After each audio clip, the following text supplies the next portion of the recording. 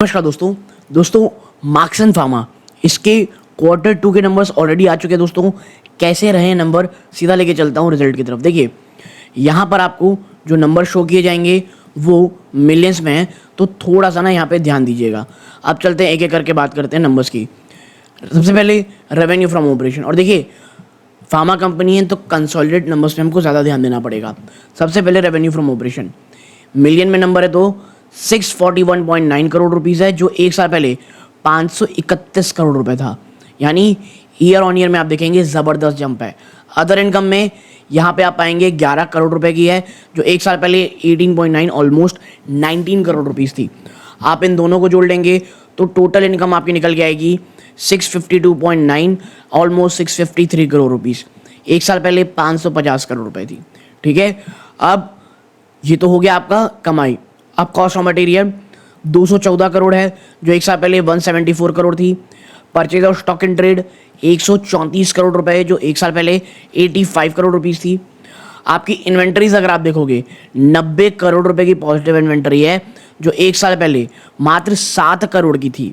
ठीक है, employ benefit expense 84 crore, जो एक साल पहले 71 करोड़ था। फिर बड़ा खर्चा क्या आता है दोस्तों, डेप्रिसिएशन अमोर्टाइजेशन एक्सपेंस 19 करोड़ है। अदर एक्सपेंसेस 163 करोड़ रुपीज़ आया है, जो एक साल पहले मात्र 93 करोड़ था।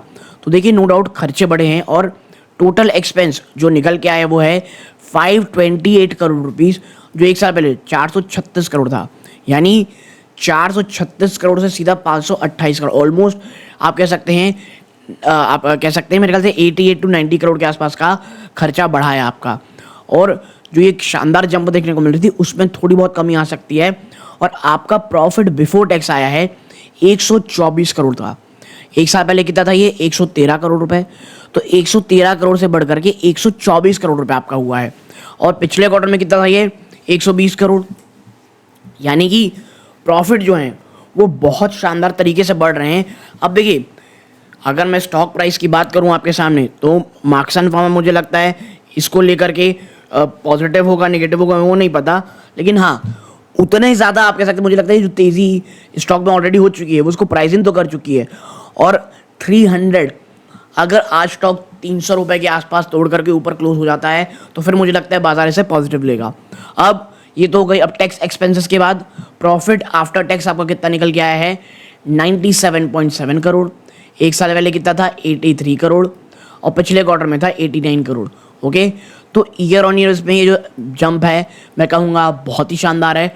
और आपको यहाँ पे देखने को मिलेगा कि आपकी देखिए रुकिए प्रॉफिट आफ्टर टैक्स आया, फिर कुछ क्लासिफिकेशन हुए, फॉरेन करेंसी ट्रांजेक्शन रिजर्व हुए, ये सब ठीक है। तो आपका टोटल कॉम्प्रिहेंसिव आता है 154 करोड़ रुपीज़। ओके, तो ये यहाँ पे अदर कॉम्प्रिहेंसिव इनकम आया कितना 56 करोड़ रुपीज़। ओके, तो आप यहाँ पे पाएंगे कि आपका EPS कितना निकल के आया है। देखिए 1 रुपये 84 पैसे से बढ़ करके आप 2 रुपये 13 पैसे पे आ गए। यानी कि कंपनी ने जो नंबर पेश किए हैं वो बहुत ही शानदार हैं। आपकी EPS इतनी शानदार तरीके से बढ़ती हुई आपको यहाँ पर दिखाई दे रही है दोस्तों।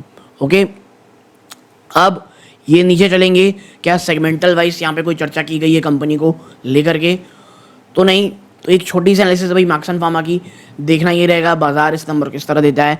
अब बाजार जब आप कह जब बाजार ओपन है तब इन्होंने रिजल्ट दिया, मतलब कंपनी अपने नंबर्स को लेकर के मुझे लगता है काफ़ी ज़्यादा कॉन्फिडेंट है। यहाँ तक जुड़े रहे, बहुत बहुत धन्यवाद। ये सूर्यकांत है, जय हिंद।